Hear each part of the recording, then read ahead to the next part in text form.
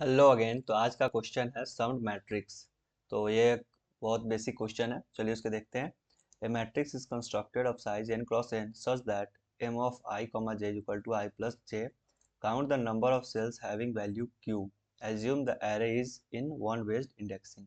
तो हम लोग को क्या दिया गया है कि हम लोग के पास एक नंबर, दो नंबर दिया गया होगा, दो इंटीजर बेसिकली दिया गया होगा, और हम लोग को क्या करना है, जो पहला इंटीजर होगा n, वो हम लोग का मैट्रिक्स क्रिएट करने के लिए, यानी कि n क्रॉस n का मैट्रिक्स क्रिएट होगा उस n से।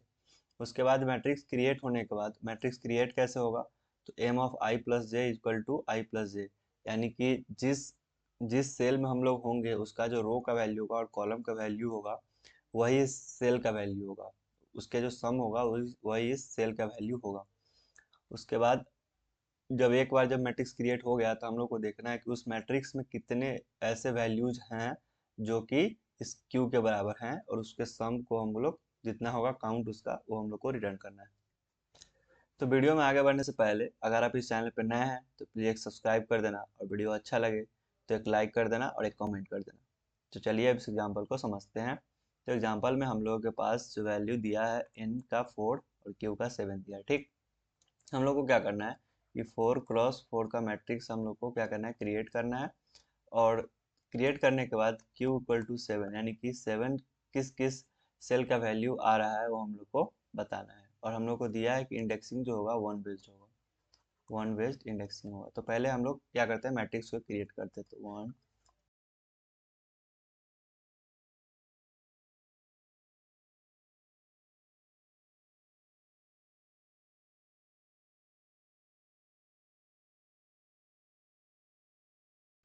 तो ये मैट्रिक्स हमारा क्रिएट हो जाएगा। ठीक, उसके बाद हम लोग को क्या करना है कि इसमें 7 कितना है वो हम लोग को काउंट करना है। तो 7 कहाँ कहाँ पे है, एक 7 हमारा यहाँ पे है और एक 7 हमारा यहाँ पे है।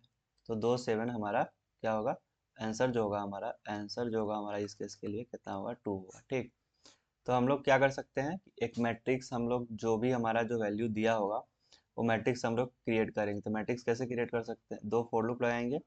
एक चलेगा आई से लेकर एन तक, और दूसरा फॉर लूप चलेगा, वो भी चलेगा क्या, जे से लेकर एन तक, यानी कि 1 से चलेगा एन तक, 1 से लेकर एन तक, और ये भी 1 से लेकर एन तक। और इसके अंदर क्या करेंगे, जो मैट्रिक्स हमारा होगा, मान लेते हैं मैट्रिक्स एम एट आई कॉमा जे जो होगा वो किसके बराबर होगा, आई प्लस जे के बराबर।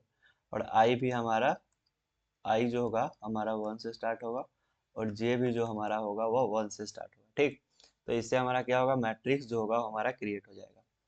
उसके बाद मैट्रिक्स जो हमारा एक बार क्रिएट हो गया तो उसके बाद हम लोग क्या करेंगे, एक बार और इटरेट कर लेंगे मैट्रिक्स में। तो हमारा जो, और उसके बाद कंपेयर कर लेंगे वैल्यू क्यू से, अगर क्यू के बराबर होगा तो हम लोग काउंट को इंक्रीमेंट करेंगे और लास्ट में रिटर्न कर देंगे काउंट को। तो इस केस में जो हमारा टाइम कॉम्प्लेक्सिटी होगा वो होगा बिग ऑफ एन स्क्वायर, क्योंकि हम लोग दो फॉर लूप यूज कर रहे हैं मैट्रिक्स को क्रिएट करने के लिए और एक बार मैट्रिक्स को हम लोग इटरेट करने के लिए। तो टाइम कॉम्प्लेक्सिटी जो होगा इसका बिग ऑफ एन स्क्वायर होगा, और स्पेस कॉम्प्लेक्सिटी जो होगा वो भी बिग ऑफ एन स्क्वायर होगा। लेकिन हम लोग को प्रॉब्लम में दिया है कि बिगो ऑफ वन में हम लोग को करना है, दोनों को बिगो ऑफ वन में हम लोग को करना है। तो ये हम लोग कैसे करेंगे वो हम लोग देखते हैं। तो पिछला अप्रोच जो हमारा था वो काफ़ी ज़्यादा बेसिक था, तो वो हम लोग को तो आना ही चाहिए। चलिए अब सेकेंड अप्रोच जो होगा उसको हम लोग डिस्कस करते हैं। हो सकता है वो किसी को आए किसी को ना आए, तो चलिए इसको डिस्कस करते हैं। तो सेकेंड अप्रोच जो होगा हमारा, उसको बिग ऑफ वन में हम लोग को कैसे भी करना है। ठीक, बिग ऑफ वन में तो हमारा n इक्वल टू 4 दिया है, q इक्वल टू 7 दिया है, यानी और हमारा जो i और j का वैल्यू होगा मैक्सिमम कितना हो सकता है, 4। ठीक, मैक्सिमम 4 होगा, यानी कि किसी भी एक सेल का वैल्यू 8 से ज़्यादा तो नहीं हो सकता है। मैक्सिमम वैल्यू कितना होगा, 8।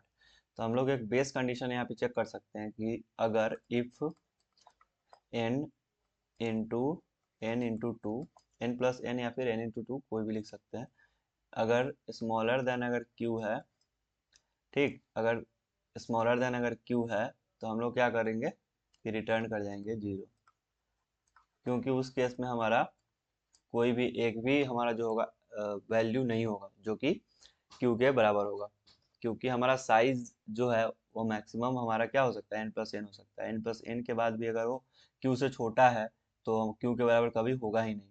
तो लास्ट सेल का, यानी कि अगर मैट्रिक्स हमारा कुछ ऐसा है तो ये वाले सेल का जो वैल्यू होगा ये सबसे ज़्यादा मैक्सिमम होगा। तो अगर ये सेल का वैल्यू भी अगर क्यू से छोटा है तो कोई और वैल्यू तो हो ही नहीं सकता है।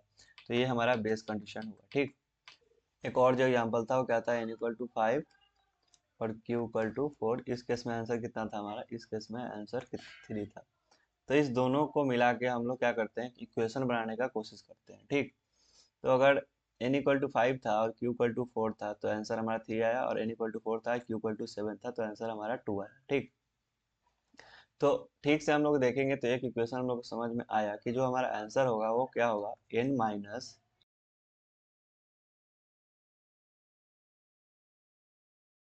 इसका जो वैल्यू होगा वही हमारा आंसर होगा। चलिए देखते हैं इसको समझ के।